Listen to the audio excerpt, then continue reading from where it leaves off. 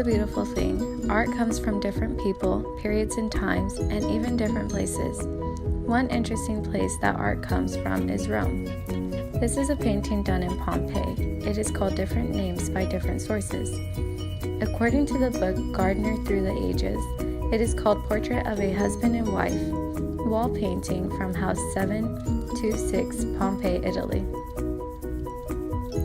By the web source GJCL, Classical Art History, it is simply called Portrait of a Married Couple.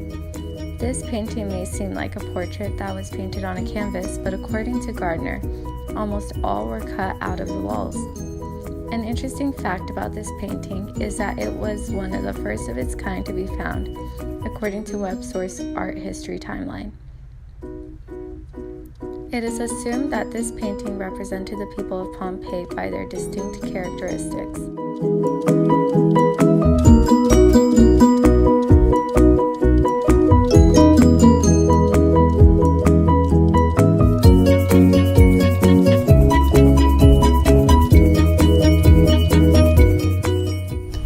When the artist made this painting, he or she was most likely trying to convey literacy and education in this portrait.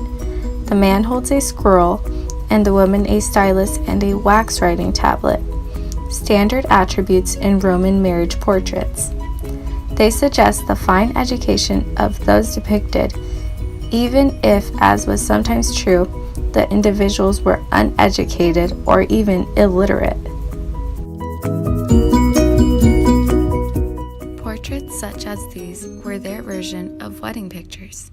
Here we see, according to Gardner, the bride and groom posing in rented formal garments, never worn by them before or after. What was the artist trying to tell us through this painting? I personally feel like he was trying to represent the people in their lifestyle back then.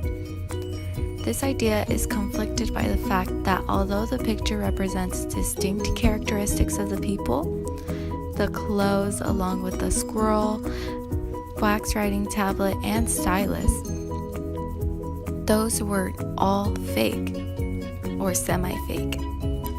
We cannot be sure that these people were actually knowledgeable, although that's how it seemed through the picture. The second artwork is called Man and Centaur, also known as Hero and Centaur or Hercules and Nessos. It is said that this piece came from Olympia. It also came from the geometric period or 700 or 750 BC / mid-8th century BC.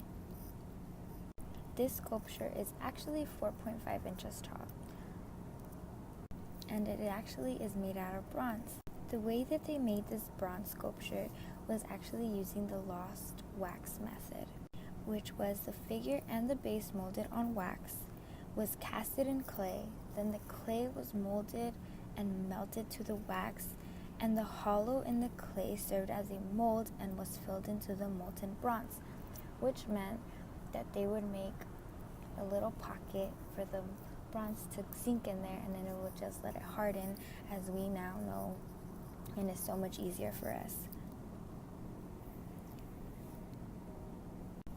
Also, the little sculpture has two little inlays in the eye sockets of the man, and that is to make it more realistic. And it is said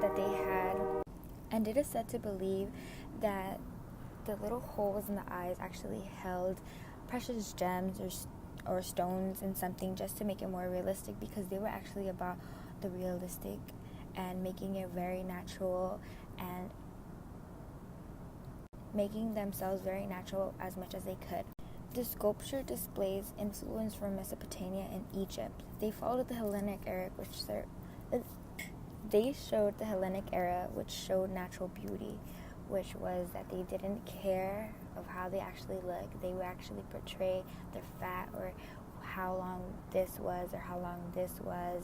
They would actually show if they had a pimple on their face or a mole on their face. They would be very realistic, unlike Egyptian art, where it was mostly just them being perfect and them being very straight and square. In this time and age, that they actually showed the curves and the S curve that they had and humans had in those days.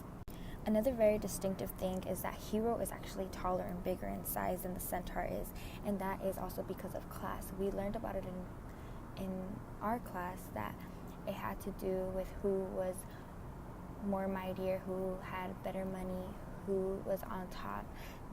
The art showed who owned and